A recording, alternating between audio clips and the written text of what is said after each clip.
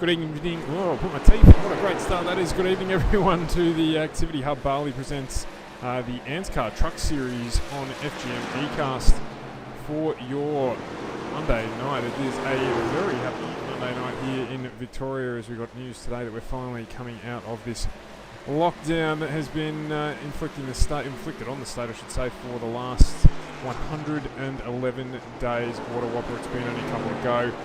And excited tonight as well. We've got a full combox here. We've had to make a little bit of room. We're all 1.5 metres apart, so it's all good. We've got Scotty Rankin on board tonight for a Monday night, a addition to this truck series. Very keen to get involved. Good evening to you, Scotty. Thanks, Stuart. And something a little bit different. I don't do a whole lot of oval commentary. It's normally a little bit of fun for me, where I try and get my kicks out on Route 66. It's normally in an oval fashion, but tonight, look, mate, it's not GT cars. They're does this say trucks? Absolutely. Are these trucks? Absolutely. These are utilities. No. Everything's a truck now. There's no utilities anymore. They're all trucks. At my depth, and I guess that's probably the most appropriate time to throw to our third member of the Combox tonight. It's Carl. Yeah, Carl Whitey, how are you doing? Good You're evening, the one that knows the everybody. most about these things. Yeah, absolutely. The trucks, yes, we do race trucks on ovals. It's a very different thing that we do here. We generally just turn left. There is the odd right turn as you come out of the pit lane, but it is a very different series from people that are used to GT racing. A very different sort of skill set that's required as well, obviously, because it's such close racing at such high speeds as well. Yeah, and you were telling us last week about the lack of grip that they suffer. If you want to give us just a quick rundown as well on probably the difference here. We're still on, what is this one? This one's a mile track. Just on what we're looking out for tonight in terms of tyre wear and the like when we get into it. Yeah, so this track's just slightly under a mile. It's just on that sort of cusp. This one, it's a very flat track as well. There is a little bit of banking in the turn, but not as much as you used to on these very short tracks.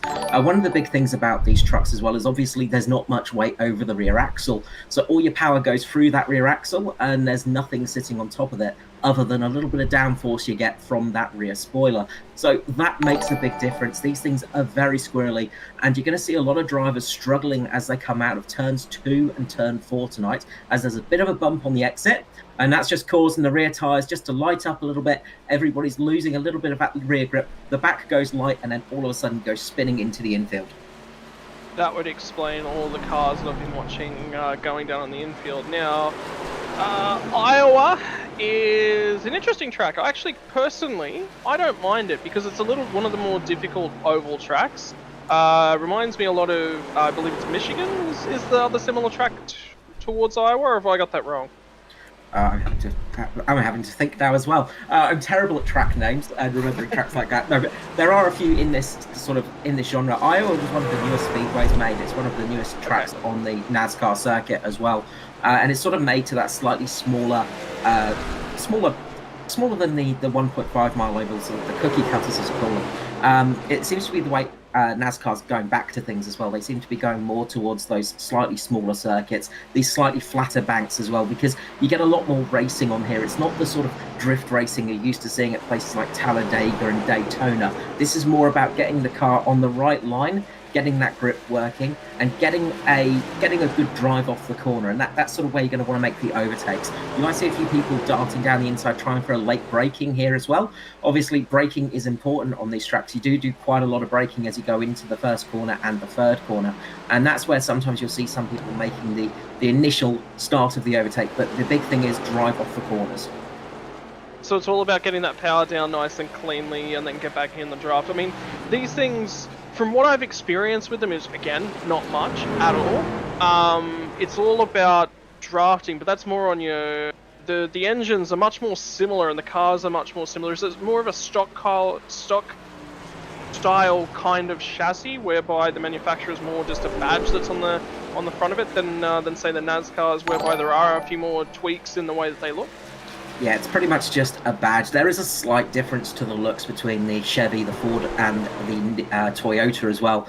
Just mild little differences on the outer bodywork, but generally they're all pretty much the same. The Chevrolet's a little bit more boxy at the front. The Toyota's got a little bit more of a sleeker nose, and the Ford is just super aggressive looking. Looks like a big mean monster, which it kind of is, but you sort of will notice on the cars they're quite similar in their layout. Power-wise, different engines obviously, but all pretty much the same power range. You know, there's not much difference between these cars. It all comes down to the driver at the end of the day. Yeah, yeah, go ahead, Stuart. Sorry, mate. No, it's all right. We've got to get used to this through. I need to get the light or put your hand up or something like that to get involved. I was just going to say we've got now only 10 seconds to go to conclude the practice session here. Before we do jump into qualifying, it is a 2-lap solo qualifying effort here. As you see, car spin off in the background there. And I just wanted to quickly touch on, if we can, the points at this point in time before we get involved. So we'll just quickly have a look at it here. I'll bring it up on screen. It is Josh Micklemore who, at this stage, basically just needs to complete tonight to take this one out. Stephen Williams and then Brandon Bartlett in behind him, Aidan Schultz and Dwayne Priest, who we saw last night running in the Activity Hub Bali V8 Supercar Oval Series in this series as well. So they're the top 5 drivers for the race tonight, as we do get into our qualifying session here now. And get that off the screen, and we're looking for purple. Purple is what we want down the bottom of the screen there. If you are looking at qualifying times, we'll try and keep across everyone. Of course, a lot of the drivers go out at the same time, so we'll try and do our best to update you over the next 5 minutes.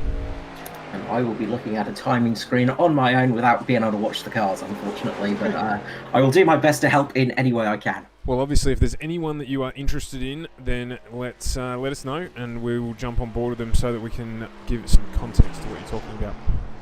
So, I'm just going to go ahead and jump out on a limb and say here's a driver that would be a lot more familiar to some of you that do follow the AEE broadcasts, and it's Luke Traher. Now, apparently, according to you, Stuart, this is where he really shows his colours and his pure skill. Currently, he's out on the first of his flying laps. He was about halfway around when I last looked. So, he'll be coming through the back couple sectors. I believe this is off 3 and 4. No? My mistake, that was off 1 and 2. So now down into 3 and 4. Gets the car turned in. Looking for a mid to high line, getting right down the bottom of the oval, and it just doesn't look like it's the most appropriate way to carry speed through these corners. And like you said, Carl, it's all about getting that drive off the corner, but I think maintaining speed in these things when they are such an even car is a large part of the bargain as well. It is. Sometimes you'll see drivers sort of sacrificing their first lap run as well, just to try and get a better second lap. Usually your tyres are a little bit warmer, so you get a slightly better second run usually. So That's usually the case for those guys. So you might see Luke just popping in a better time this time round. Obviously, keeping mid-track, it's a little bit easier for the car to stay steady. When you go too low, you do find the tail just starts to reach out a little bit, and that's where you start to have problems.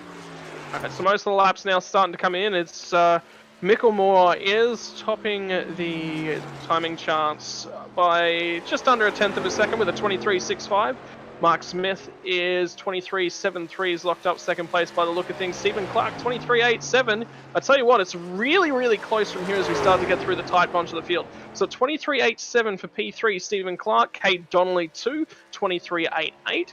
Aaron Dillon, 2, 23.89. And the timing start to take a little bit of a shuffle again. Not sure if that's just a little bit of server lag, but anyway. On with the business, but it's real tight. Micklemore 23.65 and Stephen Williams right at the back end of that session 23.68 slots into the last spot on the front row of the grid. So we do still have a couple of minutes to go in the session, and we have seen a couple of drivers jump out late, as is normally the case with this series, from what I understand, having watched back through some of the old races and certainly last week. So Michael Skurlock's just popped out on the track. He will be quick around here. He was certainly quick last week. So we'll jump on board with him as he goes to complete his 2 laps. Jason Martin also just jumped out on track as well. Yeah, Skurlock and Martin are 2 you really want to keep an eye on. Skurlock set some very good practice times beforehand. He was shuffling the top end of the practice time, and Jason Martin usually has incredibly good 1-lap pace, so definitely worth watching those 2 as they go around. Psychological aspect of going out late in the session, you just sort of don't want to throw and roll all your dice nice and early. You want to take a read of things. As you actually said it, Martin does jump up to the top of the session with a 23.63, so there's nothing in it right at the top of things. And just looking for Skurlock, got his first lap in, was only a 23.78. He's coming around.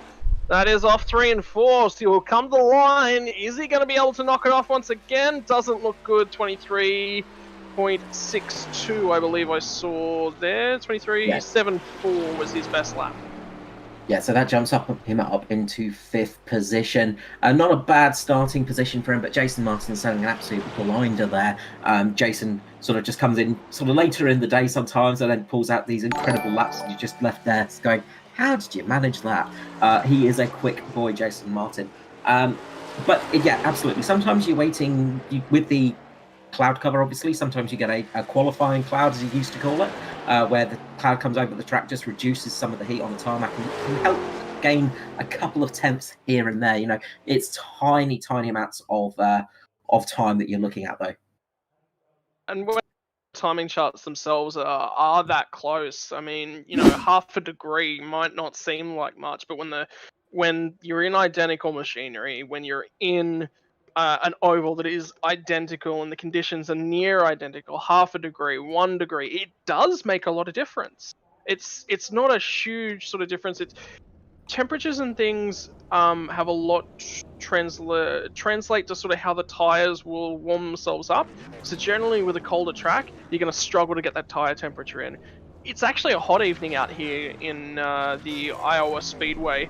It's 37 degrees Celsius right now is the track temperature. I actually don't have the ambient temperature up on the screen for you, but I'm sure Stuart's all over that one in the background. Yeah, absolutely. We'll just bring that up on the side of the screen there. We'll just jump back into that as we get through our grid here with the trucks just jumping out into pit lane behind our pace truck. Off the front row, it is Jason Martin, followed by Josh Micklemore, looking to tie things up here tonight with 1 round to go in the truck series. We've got Stephen Williams and Mark Smith off row 2, Michael Skurlock off row 3 alongside Stephen Clark. We've got Kate Donnelly and Aaron Dillon off row 4, followed by Brandon Bartlett and Luke Trahere off row 5. Back to Gary Wellman and Aidan Schultz off row 6. And then as we flick back through into the next section of the grid, Michael Schroeder, followed by Brody Masters. We've got Troy Davidson and Christopher Finlay off the next row, followed by Dwayne Priest and Tristan Koch. Tony Gagliardi, followed by Igor Burkic.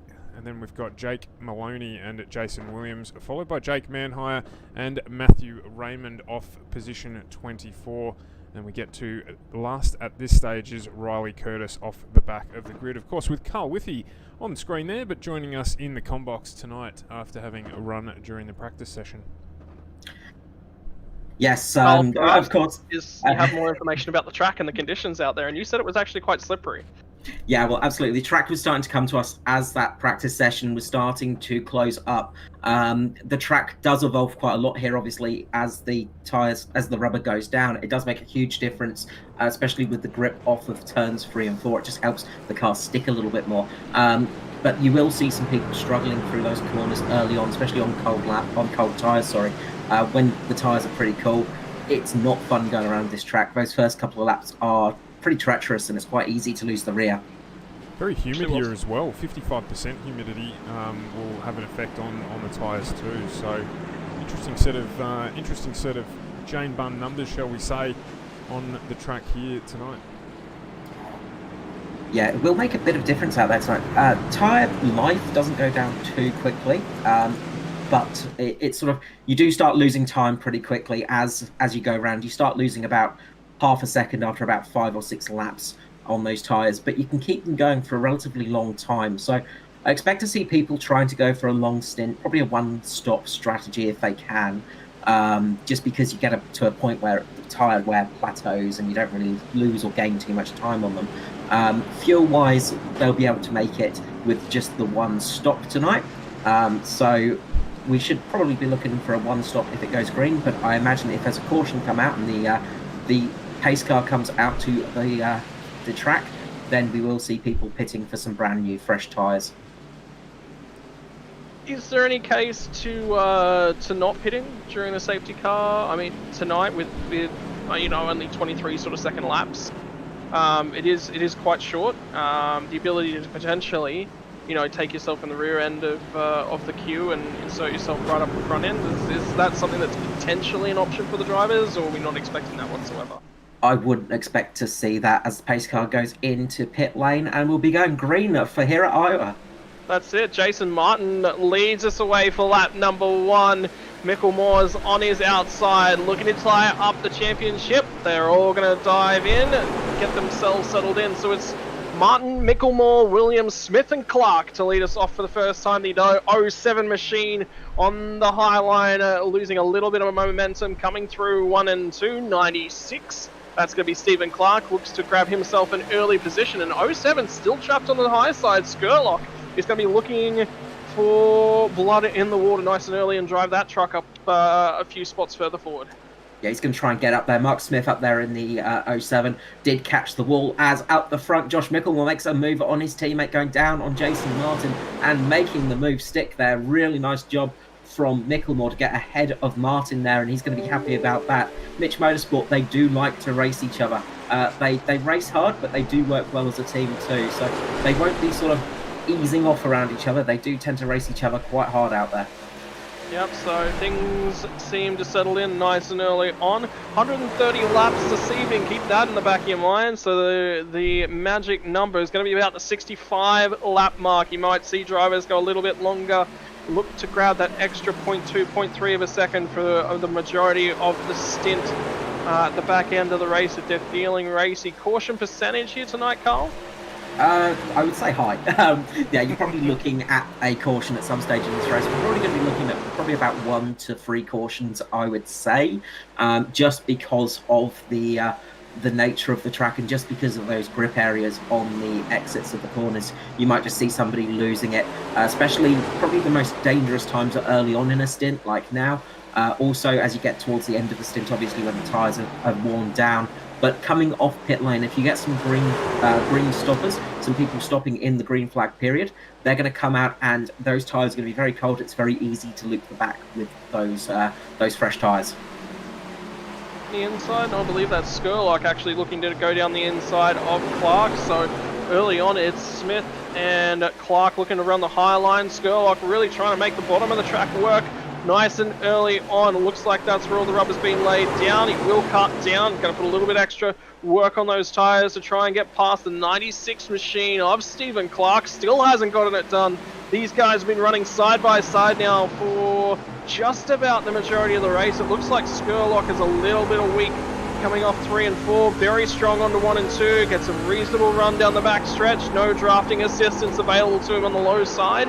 I tell you what, the 07 of Mark Smith looks to be preferring that high line, whereas the leaders of Micklemore and Martin, they looked a lot more comfortable on the low side nice and early on. So we might see a little bit of Mark Smith, Stephen Clark working together, Carl. Yeah, they're trying to get that high line working for them, and that tends to work really well on the corner exit. So you'll get a good run off the exit.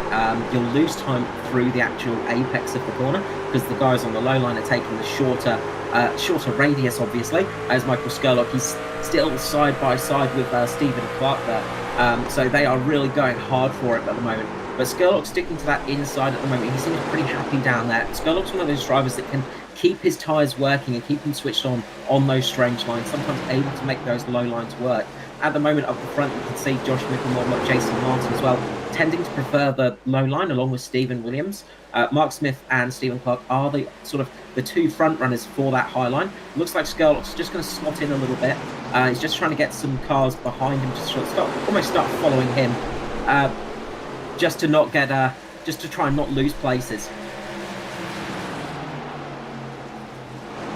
Just actually listening into the drivers' comms at that point in time, and Skurlock and Clark are both showing a little bit of respect for each other. They said it's awesome that we can race side by side like that, and it's good to see it as well. Like in terms of things, when you come from a GT-minded aspect, more sports car circuits, the racing sometimes you don't see a lot of overtaking. You don't see it as much, but to see cars side by side, that is the real thrill of oval racing. It looks simple, it looks easy, it's anything but, Carl. It is not easy in these things. No, when you're going for a race like this early on, when you're racing side by side for somebody for 20, 30, 40, 50 laps sometimes, it takes it out of you because you're having to keep an eye on them.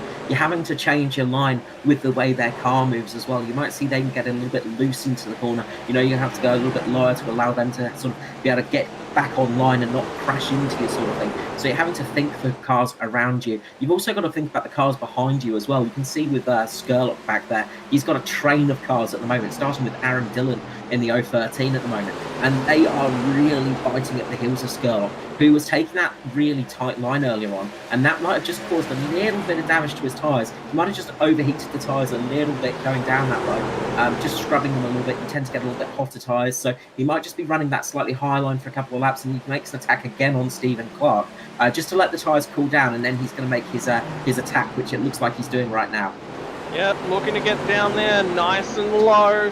Put some pressure on nice and early, and I tell you what, he hasn't got it quite done yet. Clark really making him work for the position. He says if you want it, you're going to have to sacrifice something, and that something is going to be tyre temperature, tyre deg, middle to late race pace, because those tyres going to burn up early may cause him to come down pit train a little bit earlier on. Early caution comes out, just taking a quick look through the field. It looks like Igor Burkic is the one that has caused it. We'll grab a replay of that one here in a few moments. Yeah, he's had a big moment going into turn number 1, Igor, and he's ended up rolling it onto his roof. So a big accident for him, and he's just lost grip going into that corner, ran up high, and he's come across the leaders on the top of his roof, and they've all done a great job avoiding him. So very, very nearly a big accident there for the lead group. And that's another thing about this style of racing, about racing on these oval tracks, is you're going around about 180, 190 kilometers per hour on this track. And when you come up to a car on its roof, you don't have much time to think. So you have to think, is it going to go down? Is it going to stay where it is? Do I put on the brakes? If you slam on the brakes, chances are somebody's going to come in from behind you. If you try and go low, chances are that car's going to slide into you. So you try and keep a high line and just hope it slides down. And that's what all the drivers did there. We can see here there's huge trainer drivers coming into pit lane to take advantage of this caution. I was going to ask you before as well whether or not there is a limitation on the number of tyre sets that the drivers have access to tonight. No, not on the Truck Series. Truck Series is unlimited sets of tyres. It's the Cup Series, so the sort of elder series of the trucks, the slightly faster, sort of more the proper NASCARs that you're used to. They have a 4-set tyre limit to them, but trucks is our sort of developmental series for ANZCAR, so a little bit more lenient, and there's unlimited tyres for everybody. But you might see a few people trying to just take 2 tyres. I think we saw Stephen Clark there doing that. So he's just taken 2 of the right side tyres. So he's just taken outside tyres, and that's jumped him ahead of the queue, giving him a chance to get ahead of everybody. And this is part of the strategy in oval racing as well, is because the right-hand tyres are going to be the ones that are going to go degrade quickest on a track like this, on an oval, with this style of oval where you are pushing a lot on those right-hand tyres. Your inside tyres, your left-hand tyres might be okay. So he's banking on those inside tyres working for him. But we will see at the restart, he'll have a little bit of a trickier restart, but he is leading. So he's got track position. And does that play a lot with the balance of these cars, particularly obviously with the, I should say, trucks, with the low aero in the rear of them, just taking those 2 tyres, obviously on a circuit car, particularly if you take them on one side, it can play havoc with handling. But on the working side on these cars, is it just about a lap that takes them to get up to pressure and then it's back to normal? Or it can depend a little bit on circuits, of course, and certain tracks with the trucks as well. The trucks tend to be a bit loose for probably about 2 laps, I'd say, when you do take just the single side.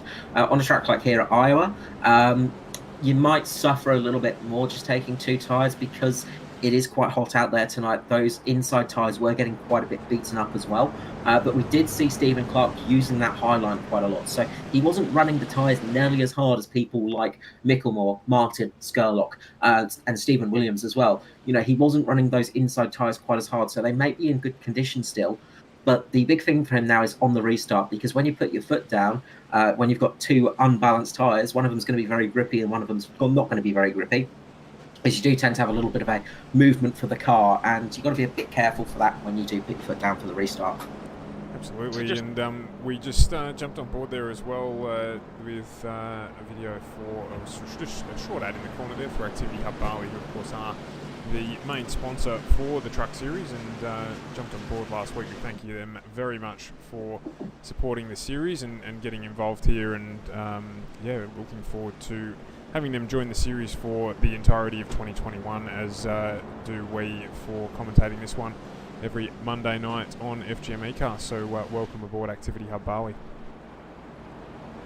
Yeah, it's very nice to have somebody back on board with the trucks as well, and to be getting it broadcast again.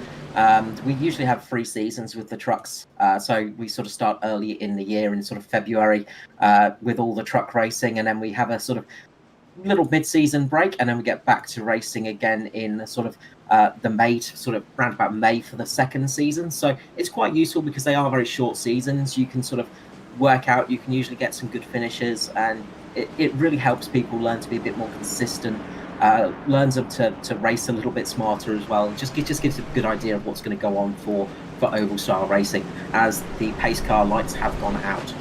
So that means... Oh, yeah, go ahead. I thought I was trying to give you a break.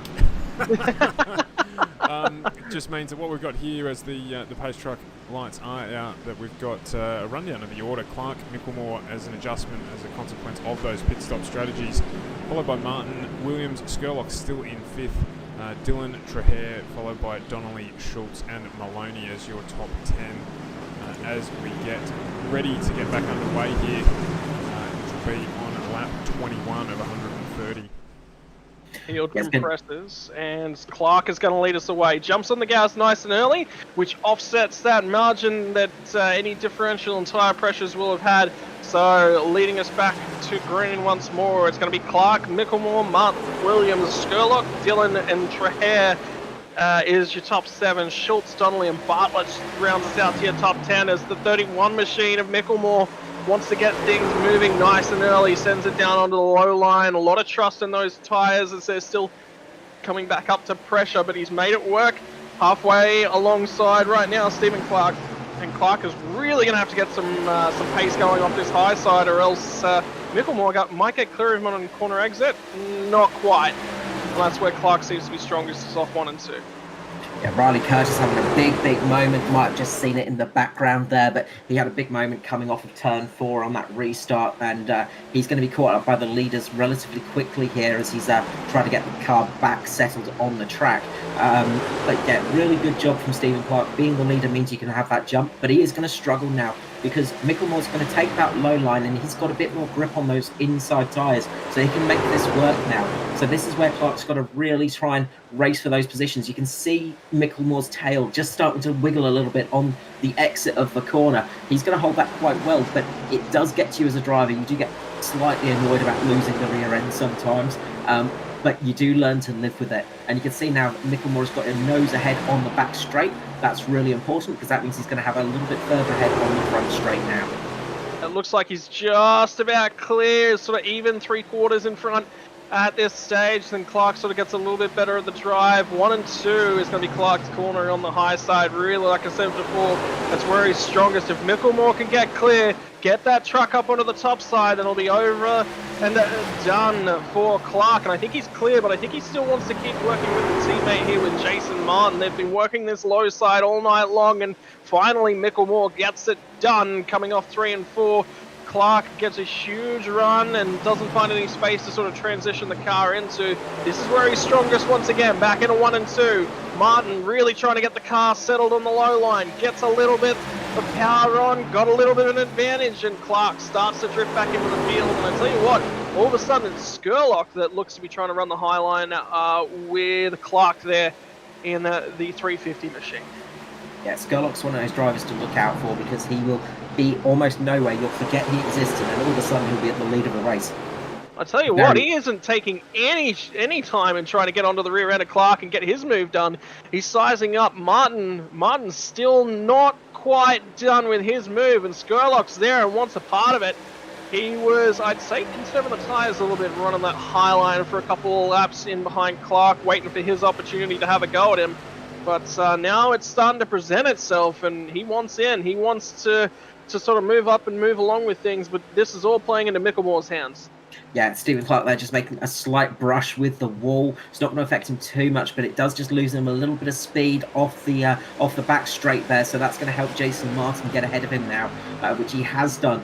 Michael Skurlock now is going to try and make that move stick, and the tyres are going to start balancing out now for Stephen Clark. He's not going to have so much effect as the guys around him. It's not going to be sort of as noticeable, so he's going to be back with the grip. He's got to make that high line work for himself. At the moment, the low line is the quicker line, and it is the one that seems to be working best for people. He's doing a good job up there, Stephen Clark, but he can only do so much up there. If there's nobody around him, it does give those people on the low line a chance to get a nose ahead. If they can just get in front of him, they can then slice up in front of him, can make him back off a little bit, and then make the move absolutely done.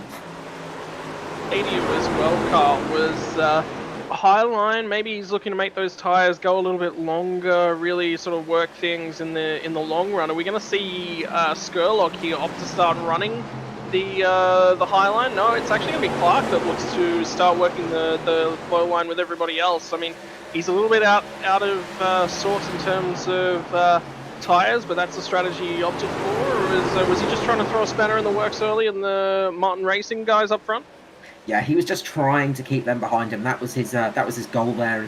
If he got an early caution or something like that, that could have really helped him out for this race. Obviously now he's going to start feeling a little bit more wear on that left-hand side too, and that can be problematic as you go through the race because, of course, those tyres are already worn. They've already had a fair few laps into them, and then things just start getting worse and worse as the race goes on. All of a sudden, they might just drop off the cliff for you. But they, as I say, they do tend to plateau a little bit here, so he should be okay for a while. Skurlock is now hunting down Micklemore and Martin. I think you're going to see a lot of drivers opt for sort of almost the mid-line, very low line in mid-corner, so mid-apex between turn 3 and 4 and 4 and 5. They're going to try and go a little bit lower. They'll probably keep a bit higher through turns 3 and 4, though, because there is a really nasty bump on the inside of turn number 4, just as you come onto the start-finish straight there. As well, is it potentially we're going to see sort of a mid-run and then dip to the low side to really, once they sort of get the car sort of mostly turned, try and dip lower and get the power on nice and earlier, try and get by somebody? Is that how they're going to be looking for things?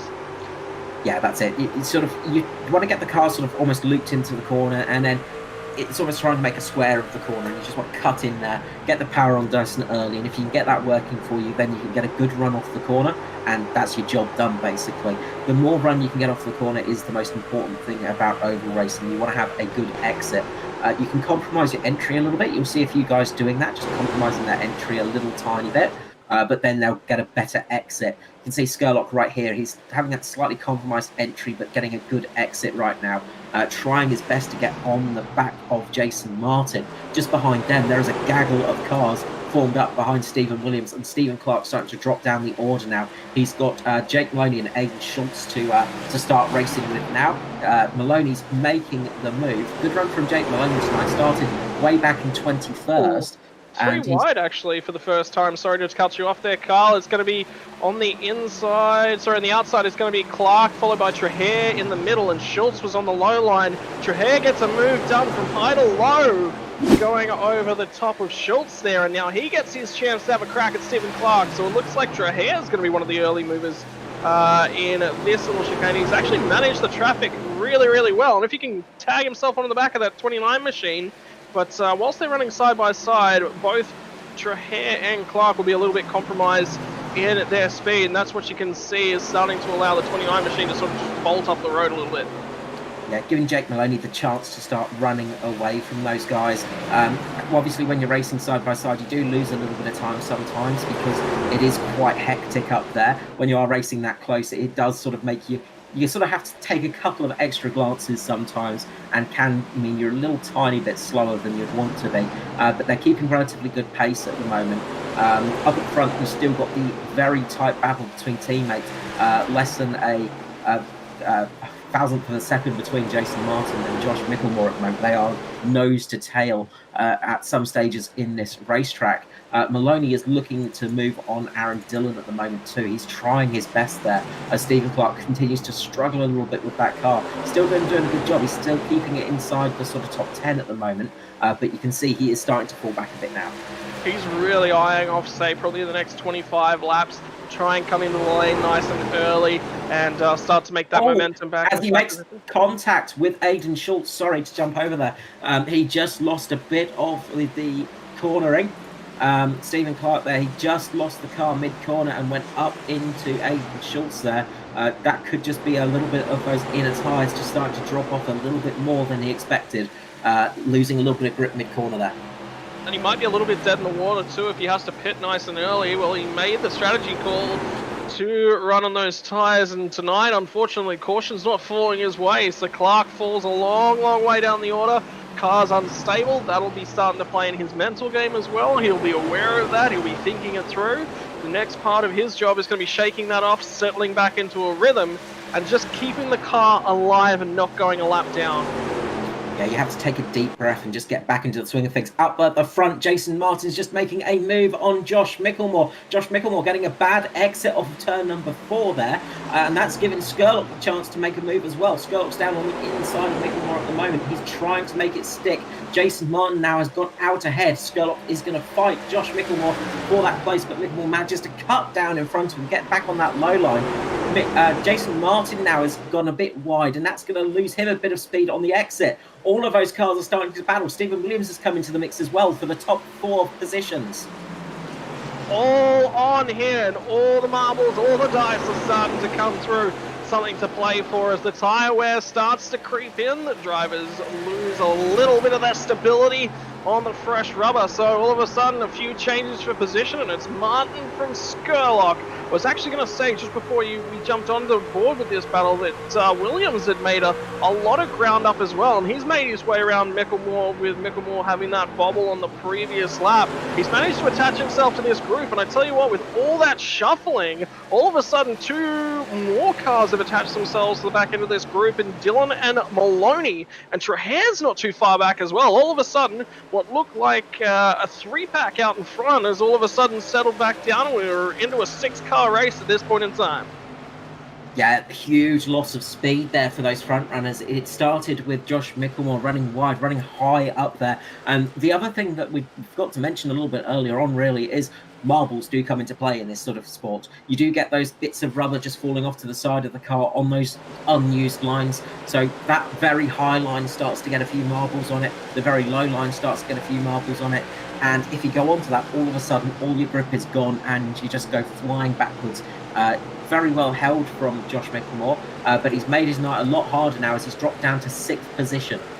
Well, just before that happened, he was actually really coming back towards things. It looks like Jason Martin really had his setup dialed in and was starting to really turn some nice solid laps. He'd made up a long margin to get back towards Micklemore, so I think Micklemore burned up a little bit of rubber nice and early trying to get by Stephen Clark, and I think that might have caused things. Something he may not have thought he pushed too hard too early on that set of tyres, and he's paid a big price. Field's starting to stretch out nicely, but still strategies could come into play here. Do you expect to be Stephen Clark to be the first car to hit pit lane?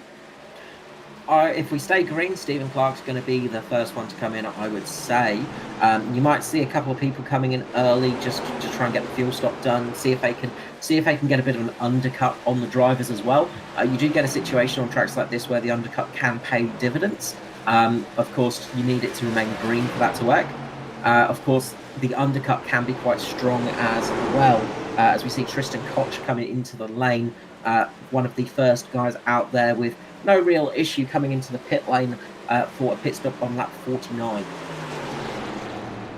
Car there is Igor Bruchik, obviously having a little bit of issues earlier on and finding his truck on the roof. Well, I'm sure his spotter would have been in his ear saying to try the other way up, goes faster on its wheels, mate. Well, Clark starting to drop in terms of lap pace. Let's actually take a little bit of a look through our lap pace as it starts to fall away. We're about 1.2, 1.3 seconds away from everyone's fastest laps tonight.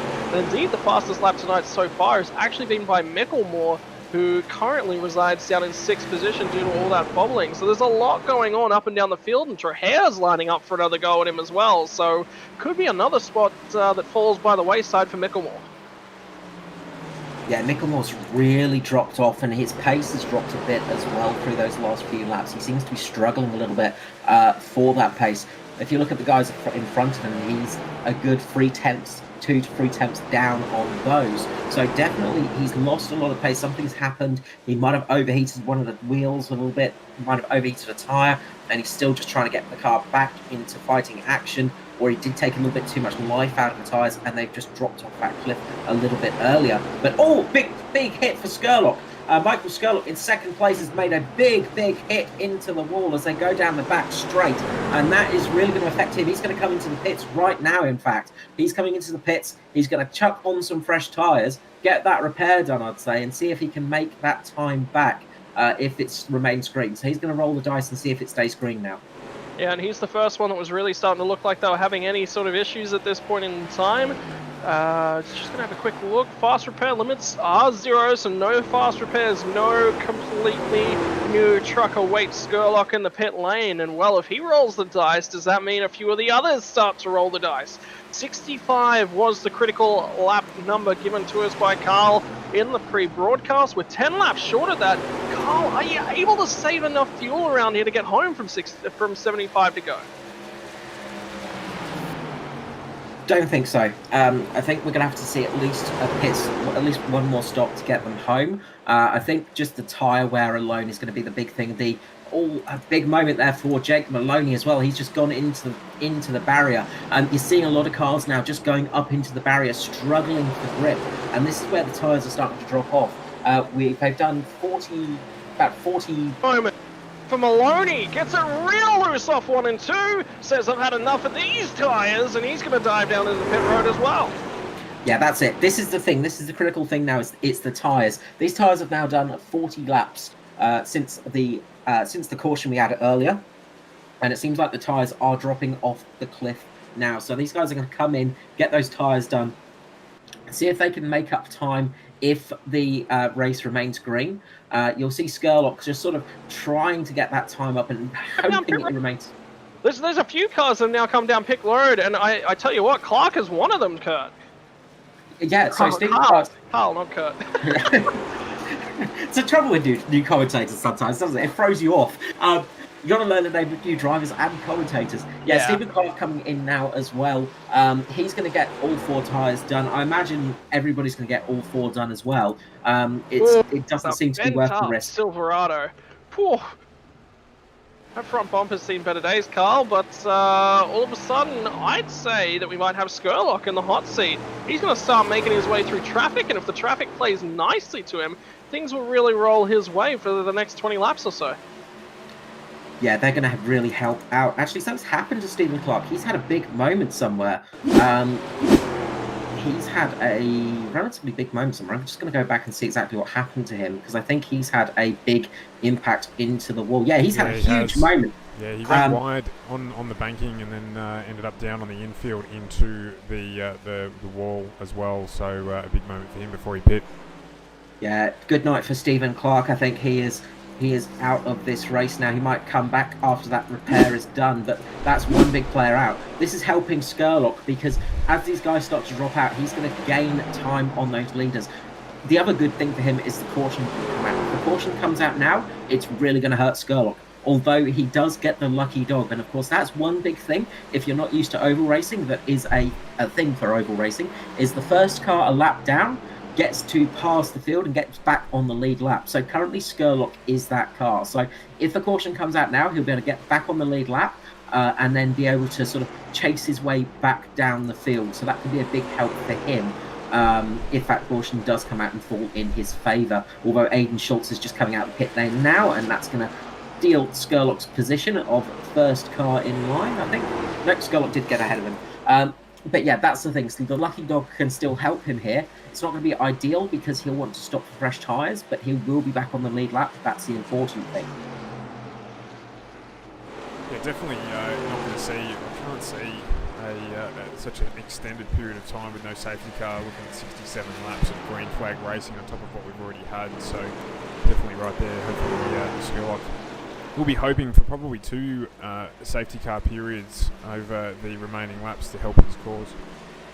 Yeah, it's going to be a no safety car or a safety car just as everybody up front pits. So if he gets a safety car just as he gets into the lead, that's going to help him out enormously. The gamble he's made now is coming out on those fresh tyres. He's going to have fresh tyres for this stage of the race. And that's another thing as well. And the caution is out. Yeah, there it is. Dwayne Priest, looking like he has come to an end. I'll jump into that one and have a quick look at what happened there. Yeah, he's got caught up into the wall and then had a big tank slapper and then a big impact into the wall. He managed to almost catch it, but it didn't go too well for him, unfortunately, and that's resulted in him having to get towed back. It looks like he's got some severe sort of damage onto that car. He might not be back out tonight. So this is basically the worst case scenario for Skurlock. It's not going to help him out too much. He should get the lucky dog, so he should be able to get back on the lead lap at least. But it's he wanted it to last a little bit longer, for these guys to stay out a bit longer, and for him to hopefully get back in front of them on pace and then the caution to come out. But it's great for Jason Martin.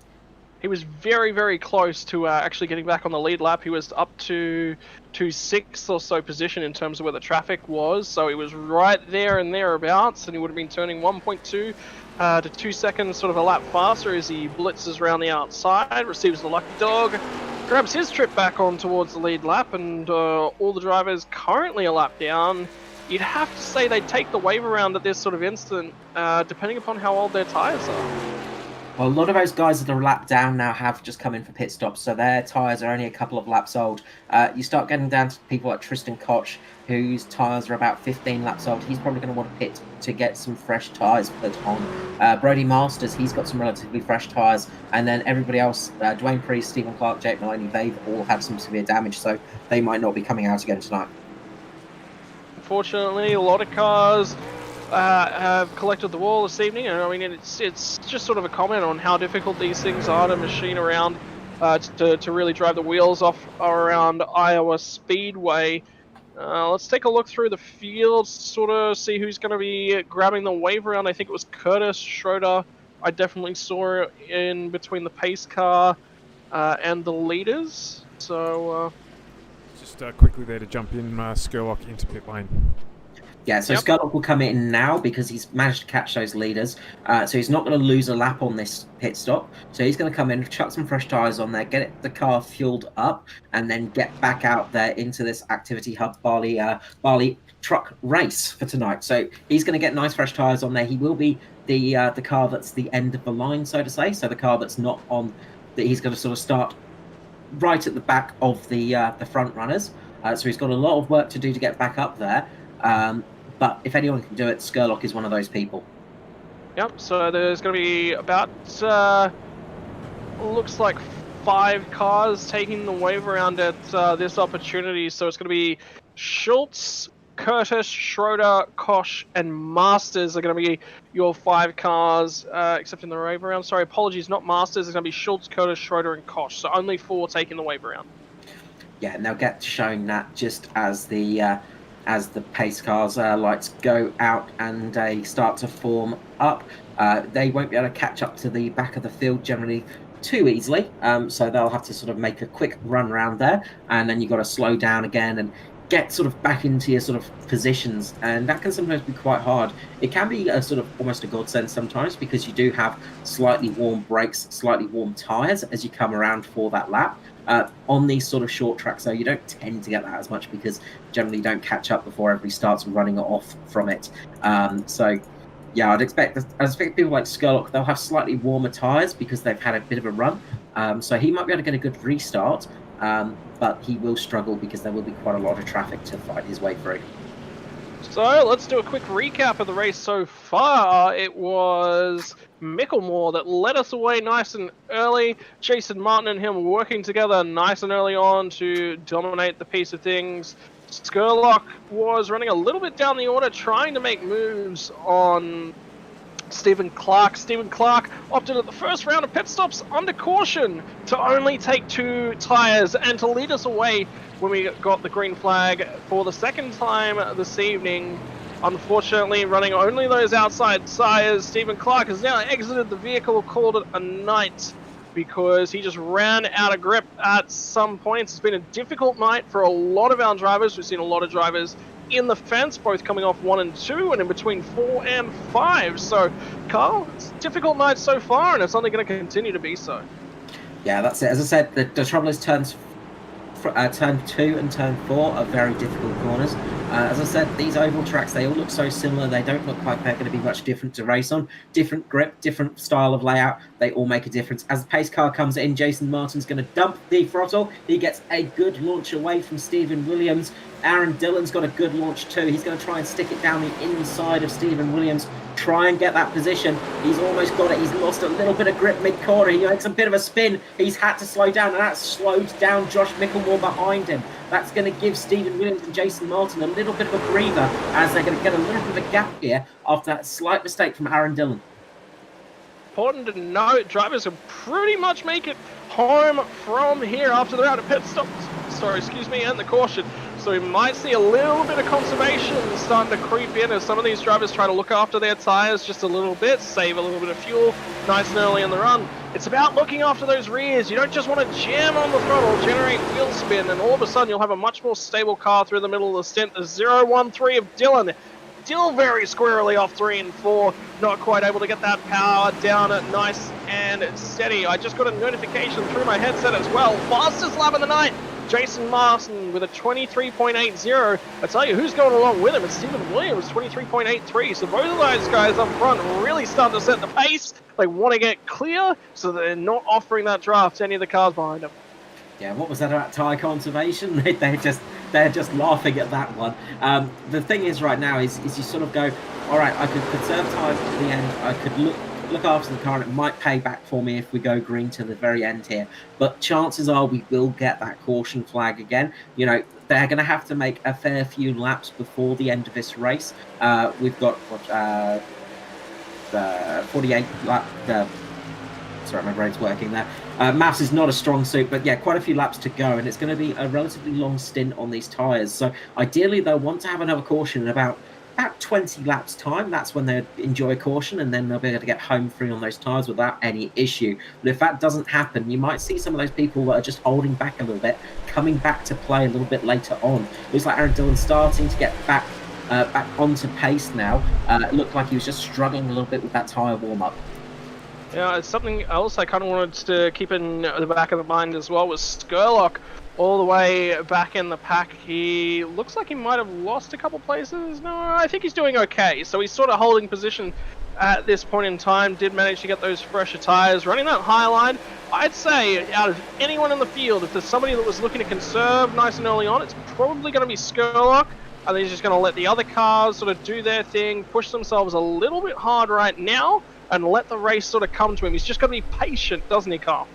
I would say that, but knowing Skurlock, he won't be. He is going to be trying to sieve his way through the field as he does get past Matty Raymond there, going down the inside of the 83. The 83 is going to get a better run off the corner there, Matty Raymond, and it's just going to have a little bit better run off the corner, but Skurlock is really applying the pressure to those guys. Skurlock would have had to drop behind these guys, so he'd have to drop back to just behind Aiden Schultz when the restart happened, just because when you're the lucky dog, you have to drop to the end of the line, basically. So he's already passed a fair few people. He is really putting some pressure on those guys now, and he's going to want to try and get for a good finish tonight. If he can get back up into the top 5, I think he'll be relatively happy. It's important to note as well that we did see during the early part of the race a 41-lap straight period with no yellow flags. It's probably around about the last 2 or 3 laps of that stint. We did see the drivers start to struggle with tyres. So 51 laps to go here. We're going to have an interesting one if it is green towards the end. 10 to 15 laps out from the end, we'll start to see that tyre wear really take effect on those cars, as we did see earlier on. It's going to be even earlier than that. It's going to be about let's say 110. The drivers is about the same sort of stint length. So I think we're in for an interesting night, and I think there's a lot more to write in the pages of the Activity Hub Bali, Iowa Speedway, 130 laps. Well, who's your favourite driver so far this evening? Let us know. I know we've seen a few comments about Trahair. Trahair's currently running in 6th position. And not doing too badly for himself. He's actually up 4 positions from where he started so far. Another driver doing really, really well is Jason Williams. Yeah, Williams having a good run there from 22nd on the grid up to 4th position. He's having a fantastic run later on in this race. Managing to get past Aaron Dillon as well. That restart paid off for him in that very nice gold liveried Haviland car. Another driver doing good in the midfield is Matty Raymond. He started 24th. He's up into 14th at the moment. Michael Skurlock has got past him. He's now battling with the number 9, Tony Gallardi. So those guys are starting to have a little bit of a battle. Skurlock is trying to push his way down, though, after Kai Donnelly now. So he's really, really carving his way through the field. Just a bit further up, actually, there's a good battle going on between Jason Williams and Aaron Dillon now. Aaron Dillon is coming back to the field. His pace is starting to heat up a little bit. Yeah, looks to go underneath Jason Williams. Williams was looking for the over-under, the switchback, the old stamp on the throttle and hope it works, and in that case it didn't work. Manages to settle back in, so it's going to be Dillon up to the 4th place position at this point in time in the 013 machine. Out in front though, Martin and Williams still going at it, hammer and tong as well. Those guys are not going to be satisfied until this race is done and one of them beats out the other, I can tell you that for sure. And Micklemore still trying to go with them as well. He wants to get back up there and really support his teammate if he can. Yeah, Micklemore wants to finish the season strong as well and get a couple of wins under his belt to get the championship over and done with and get it all finished, of course, as well. Big thing for Micklemore, he wants to win it as well as win the race as well as the championship, so he's going to be looking for that. But at the moment, Jason Martin has got some seriously good pace. Stephen Williams as well. They're pretty much setting like for like lap times at the moment. That last time round though, Aaron Dillon was the car to watch out for. He just set a blinder of a lap with a 24.61, just a couple of thousandths ahead of the guys around him. So pretty good lap out from Alan Dillon. It looks like he just wasn't having the short run pace, but the long run pace is there for him. So look for him to start closing back up on Josh Micklemore shortly on. Well, Steve, keep an eye on that over sort of the next 10-15 laps or so. Williams now was under a little bit of threat from Trahair just a few laps ago. Looks like Trahair settled and tried to get things back underneath control. Mark Smith cruising on up in the background, as well as Christopher Finlay. Now the car on screen, and the pink 77 of Jake Manhire. Brendan Bartlett's going to round out your top 10 for now. And I tell you what, with 87 laps in the book, boy, that's flown by, but it's been exciting every minute of the way. Yeah, these races, they go quick. You think, oh, it's going to be a long one tonight with those amount of laps, but they really do come quite quickly in these races. Just want to go back to you a little bit. When you last looked at Michael Skurlock, what position was he in? 15th, 16th at best. So he's now coming up to P10. He has worked his way up to 11. He's now chasing down Braden Bartlett and trying to make that P10 position his. And he's making some seriously good pace in the midfield at the moment. So he is definitely scything his way through the field, working his way up into that top 10 position.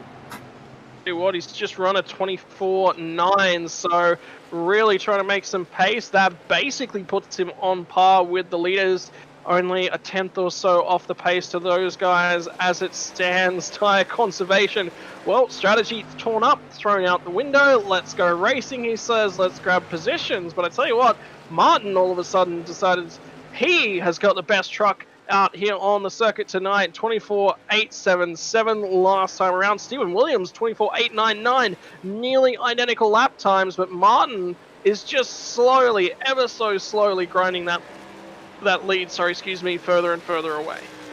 Yeah, that's the thing about Jason Martin, is he is a bit like a Terminator. He just keeps going. He's one of those drivers that's very frustrating to race against because he just manages to find time when there is none. Your tyres could be on 0%, way over their heat limit, and he'll still be going faster. And you're thinking, how can he do this? How can he keep getting the time in that car? Because those tyres must be dead. But he just manages it. And that's the thing about Jason Martin. He is very good on long runs, very good on short runs as well. That's where he's the most dangerous driver in the field sometimes, because he is so very quick. When he gets out in front, he tends not to fall back. Yeah, and Micklemore working with him as a teammate.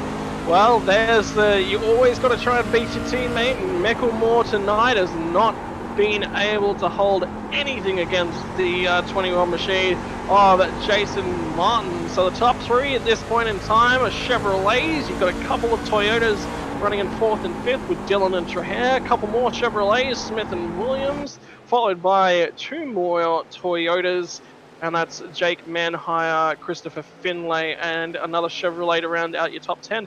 I'm actually a little bit surprised. There's only one Ford badge in the entire field, and that's by Jake Maloney, who's withdrawn himself so far from proceedings tonight. So I thought there'd be a lot more support for the Fords. Well, the Ford F-150 was a relatively new car to be added, so a lot of people just didn't buy it just because it was only introduced earlier this year, I think. As they go past Igor Brerick there, still trucking along there a little bit further back, but he got in the way a little bit of those cars that were lapping him, and this is giving Skurlock a chance to try and get 3 wide across the start-finish line as he is busy fighting Christopher Finlay, and Christopher Finlay's just gone way outside, and that's going to lose him a few positions. Kai Donnelly has managed to keep that car in a relatively good spot, but the man that made it work perfectly was Michael Skurlock, who's made it up to P10 now. He's now chasing down Braden Bartlett. It's only going to be a couple laps before he is showing his nose on the inside. Birchik is going to take another trip down through the lane, try and get his way out of things. I tell you what, the rear end of the 56 of Brendan Bartlett not looking very straight at this point in time, neither does the front, so that'll be adding a little bit of extra tyre temperature, tyre degradation to those tyres. And thank you very much, Stuart, for giving us a close-up view of the crumpled in rear end of the Bartlett truck. Yeah, he's taken... Good shot, isn't it? I tell you what, the nose camera on these things around here is absolutely fantastic. It really gives you a sense of the speed of these cars and the turn-in as well. You sometimes don't believe these things are going to turn in, and they just do. But yeah, Braden Bartlett took a bit of a spill earlier on in one of those early cautions. He got a bit of damage caused him, quite a bit of damage on the front and back of that car, but he's doing a good job of keeping it there. Another guy that's doing a good job at the moment is Kai Donnelly as well. He is currently flying past. He managed to get back past Skurlock. So they're having a really good battle there for the 9th, 10th, and 11th spot, and they're catching up to Jake Mann here in the Matsumura Fishworks Company card. So he's being caught up to as well. I'll tell you what, there was actually a few trucks down on pit road. Schroeder was down there, and Gary Wellman as well, both opting to cut the last stint in half and say that they're going to come down pit lane, look for a little bit of fresh rubber, hope to make their way back towards the lead. Another caution here will absolutely ruin their night. Nearly confirmed to trap them 1 lap or more down. I think it's 2 laps down is the pit lane transit time here this evening. About 1.5, 2, somewhere in that sort of realm of things. Micklemore now is going to come under a little bit more pressure from Dylan. He has been absolutely after him since those tyres started to come up to pressure. Here's Aaron Dillon. He really wants to work on it. Sorry. Skurlock is coming into the pit lane. So Skurlock is pitting now. So it looks like Skurlock's made his decision to come into the pit lane now and get that out the way. So he's going to hope for no more cautions tonight. He's going to hope this one runs green because he could make up some good positions here with the undercut. Especially with the fact that these guys are probably going to have to pit relatively late, so the overcut won't work too well for them. So keep an eye on Skurlock for that one, but we might see a few people coming in around him now just to try and cover him off. Well, there was a few guys that dived down the lane. I believe Curtis was not one of those. Sorry, it was Schroeder and Wellman. And Schroeder, I think, is just about to go past Skurlock on track. Skurlock's actually out of the lane now, so I think Skurlock might hold it over Schroeder as he exits just in front of our leaders here. So Schroeder's just in behind Jason Martin. Martin's going to have to relinquish the space to him once those tyres start to come up to temperature and pressure from Schroeder, if he can start making some time. But keep your eyes on Skurlock. How far does he manage to get away from Martin, and how quickly is going to be the turn of events? I think he's 1 lap down is Skurlock, and Brendan Bartlett now drives his Chevrolet truck down through pit road. Tell you what, for half a moment there, I thought Martin might be diving down the lane, but he's just running that real low line. To give you an idea of the price of tyres right now, Gary Wellman is the fastest car on the track down there in 21st, setting a 23.9. That is the last lap for Jason Martin, for instance, was 25.1. So there is a big difference between those tyres. You can really see the new tyres paying dividends. So people are going to have to really start thinking about making that pit stop, coming in for those fresh tyres, because it is going to be they're going to lose a lot of time on this track. So that's something else you have to think about. One of the hard things, of course, when you are sim racing is you're not just the driver, you also have to be the crew chief and the strategist as well, as you're driving around at almost 200 kilometers per hour. Yeah, and Wellman just coming up on the rear end of Troy Davis in there, so he'll grab a lap back on him and continues to make his way forward. Brody Masters is now only 1.6 seconds up the road and closing quickly as Wellman. And I tell you what, somebody else has just dived down the lane. No, I'm still seeing Bartlett in the lane. So did Bartlett come out and then come immediately back in? He must have gotten a speeding in pit lane penalty. Yeah, he may have gotten a penalty. A penalty there. He has got quite a lot of damage as well. So I think he might have got a bit of a penalty there. He might just have a stop-go or a drive-through to serve here because, yeah, it's not usual to stop and come out. And he has indeed had a drive-through. So he's come back out into the race. So that's really going to affect him now. He's going to lose another lap. So that's not going to help him out. Yep, he's just going to hold it down on the apron. Let all the cars come flying by. Is he coming out or is he coming back in? I think he might have missed his box, actually. He may have done. This penalty may be getting worse and worse for him tonight. I know that feeling so well. Jumping back to the battle for P3 at the moment, there is nothing between the guys from P3 to pretty much P5. So Aaron Dillon and Luke Trahir are both really applying pressure. You've also got Mark Smith starting to catch up as well. So Josh Micklemore is really struggling out there tonight. He has got a little bit more damage from last time I saw him as well. So it looks like he's had another nibble into the wall somewhere along the line. Yep, it's starting to get towards that state. We've been green flag. big moment there for Aaron Dillon into the wall, and that almost ruined the night of a few cars behind him. Luke Trahir, Mark Smith, the 22 as well. That was going to be a big moment there, but he managed to catch the car just in time. Everybody behind him managed to slam on the stop button as quick as they could and made that one work. But that's going to cost him a lot of time. I tell you what, Dylan was a little bit out of control. The problem for Dylan here is if he wants to get into the lane, he was being trapped on the high side for a couple laps there. He got squirrely off 1 and 2 once again. Trahir went very deep into 1 and 2 as well, caught it, and it was actually, I think, the better driver out of everyone there, I think, was Tristan Koch, who's actually a lap down, and he's actually not racing these guys for position. And I tell you what, Dylan does not look comfortable on that thing right now. He is swirling all over the track, really struggling to get the foot on the accelerator. Another time by, doesn't opt to go in, and all of a sudden Micklemore's been given a lot of breathing room. He'll cool those tires up a little bit and look to defend again when they finally get some stability back under themselves. That second lane looks to be the optimal running line right now because it mixes the benefits of running a lower liner with the ability to look after the tires that comes from running that higher line. And the big issue out there, I had a couple of guys quickly saying it as well, is the fact that they are lapping cars, but people are going 3 wide. And that's because those lapped cars are now getting back on them. People like Tristan Koch, his tyres are 20 laps fresher than the guys around him, Aaron Dillon and Luke Trahir. Those guys' tyres are a lot worse condition than Tristan Koch's at the moment. So he's able to keep pace with them and just keep going. Mark Smith is really starting to catch up as well. So they've lost a lot of time from that sort of battling it out and sort of almost trying not to let the lapped car get past and trying to pass Josh Micklemore, who they are catching once again. Micklemore is really hemorrhaging time out there. He's a good couple of tenths down every single lap right now.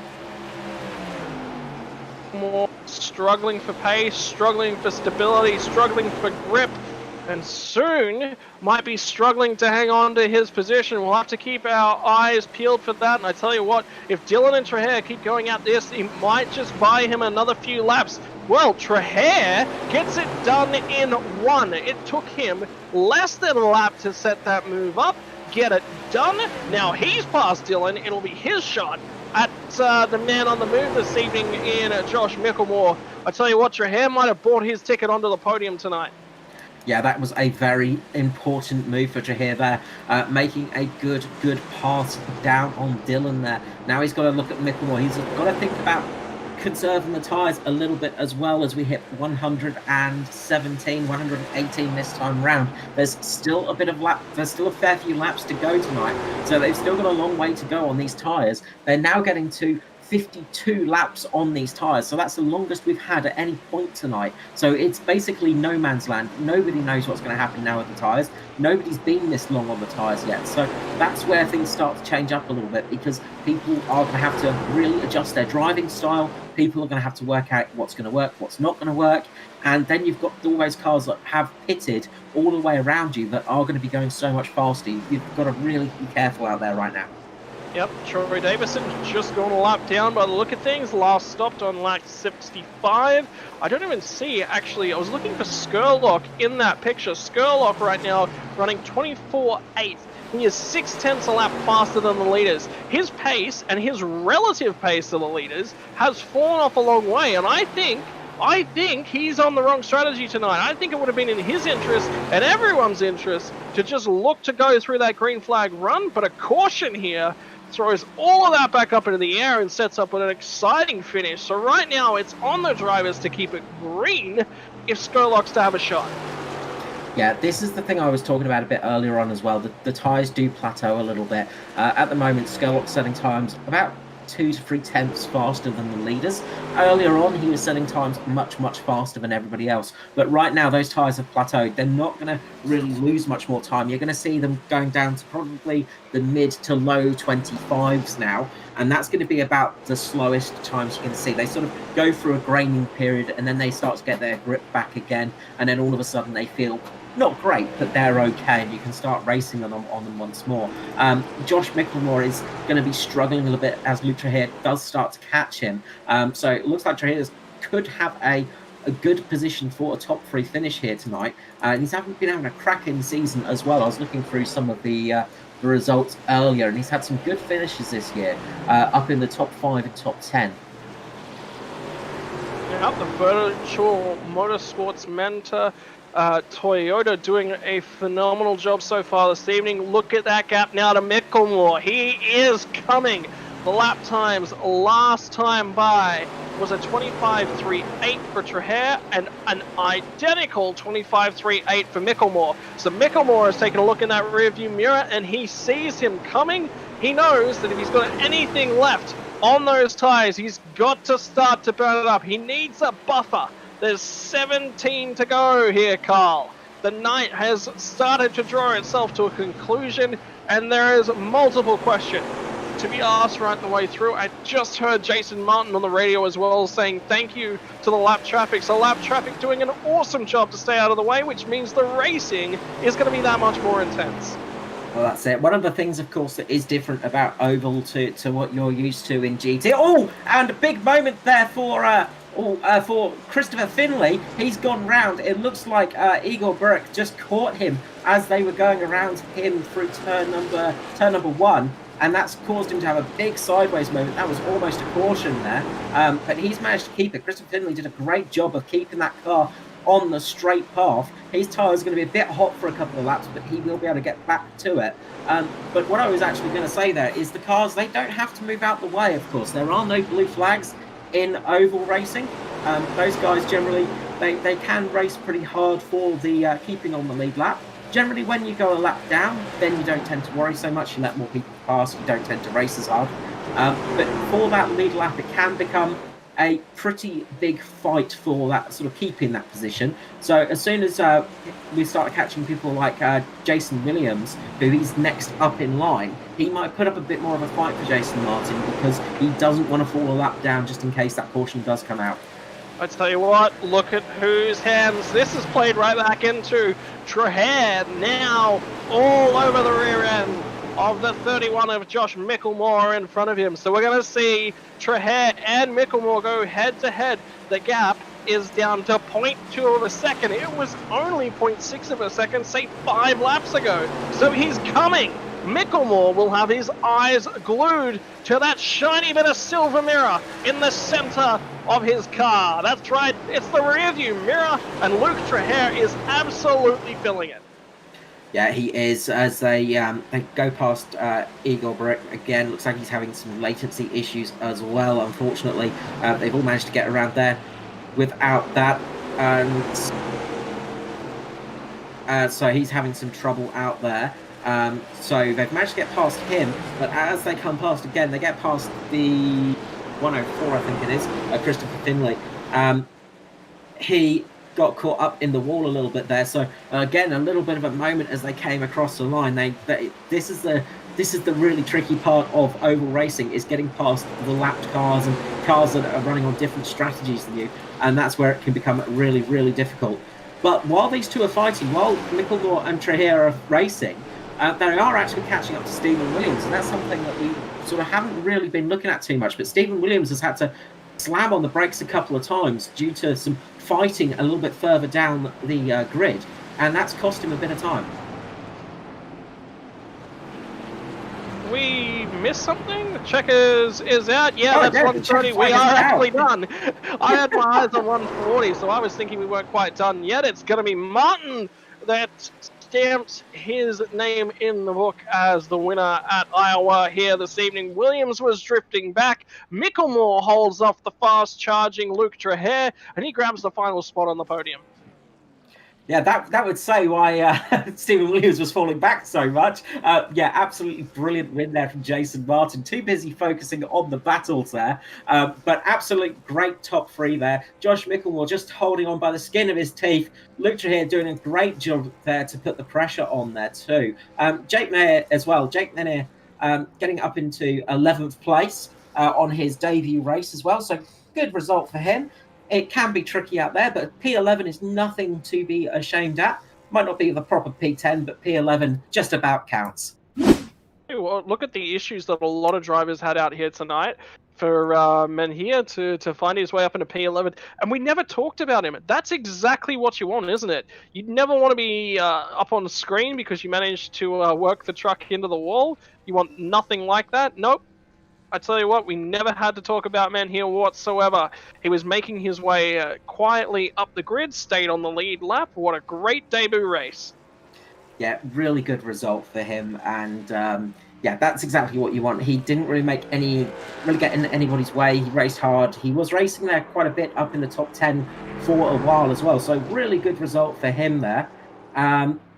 But yeah, Jason Martin you can see, but if you look at Jason Martin's car as well, there is literally nothing on it. It just looks pristine and almost like it was the same as it was for the start of the race, but now he goes up into the wall, of course, just so I can just to ruin that.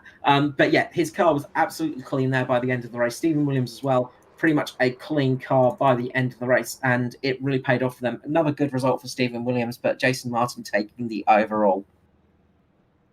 Tonight, I mean, it was interesting. There was not a dry moment from lights out to flag in the air, and I tell you what, Carl, what a pleasure on a Monday night to sit down and be treated to such an event. Yeah, I'm glad you enjoyed it out here on the ovals. It's a very different kind of racing, but hopefully this will tempt you into giving it a bit more of a go as well. And the Truck Series is here for ANZCAR, basically for that. It is our developmental series as well. So if you do feel like, well, having a go, this is what we actually have the trucks here for. Obviously, not too many races for the rest of the year to go, as we are pretty much done now. But once we get back next season, feel free to come and have a go. It's a really good series to develop in. You've got a lot of experienced drivers, a lot of people that are new to ovals as well. So it's a good mix of learning and also learning off those more experienced guys. I think anything, if I'm going to join into a new series, join a new league, something like that, I want to do it right now. When there's a couple weeks left, you kind of can't really ruin anyone's championship as it stands, and because most of the places will be locked in, it's only like sort of the final little bits and pieces that people are shuffling over. Time to get your feet wet, decide whether you like it, decide whether you enjoy racing around it, and then you're all guns blazing for the next season. So people out there want to get involved with ANZCAR. What's the best way to get involved here, Kyle? Well, the best way is to jump onto Facebook. I'm pretty sure all of us have that nowadays, and just look up ANZCAR on there, ANZCAR. You'll be able to jump onto the page there. You'll be able to get into the league, have a chat to the guys on there as well, the admins there, or just have a chat in general. They'll be able to help you out. Of course, we've got one last race remaining, and that's at Chicagoland. So a slightly different speedway again, Chicagoland, a bit more of a cookie cutter oval. And what we mean by that is more of a 1.5 mile oval that a few tracks are like. They're very similar in that respect. But it's more of a fast track. You're going to get more of that drafting action, more of that more NASCAR action that you think of, rather than sort of some of the small short tracks. So a really good race to have a go in. But we do run some other events throughout the year as well, and it's a good way of getting into the Oval Series. As I say, have a go at it because it is a lot of fun, but it is a lot of hard work as well. Chicagoland is one of my earliest events into the Cup Series cars as well. So I can tell you very much it's a multi-grooved track. There's the option to run side by side and make moves work. It's actually, you mentioned it's cookie cutter, but it's kind of the right cookie cutter. There's a lot of action that can go on there, a lot of side-by-side racing, the ability to move forward, the ability to move backwards, the ability to plan out your night and have a strategy really pay off. I just had the sound of a few people joining the channel. I think it's time for a couple of interviews. And Jason Martin, another win in the books for you tonight. Yeah, cheers, mate. Thanks for that.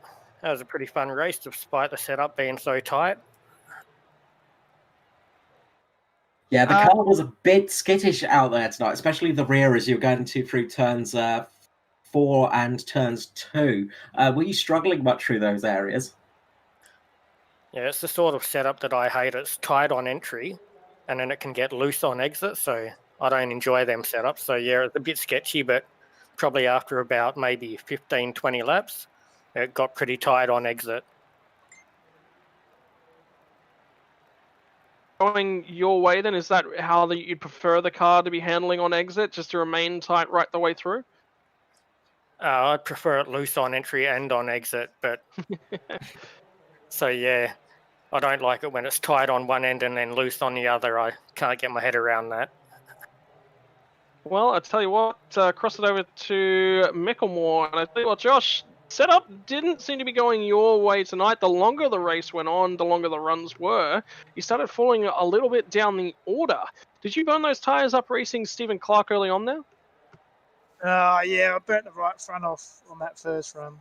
And then second run, I was sort of pacing myself and staying with them, but ended up getting in behind a lap car there and got a bit of damage, and that sort of slowed us down a bit. But, yeah, we managed to get the Mitch Motorsports number 31 Chevy into third, so we're pretty happy about that.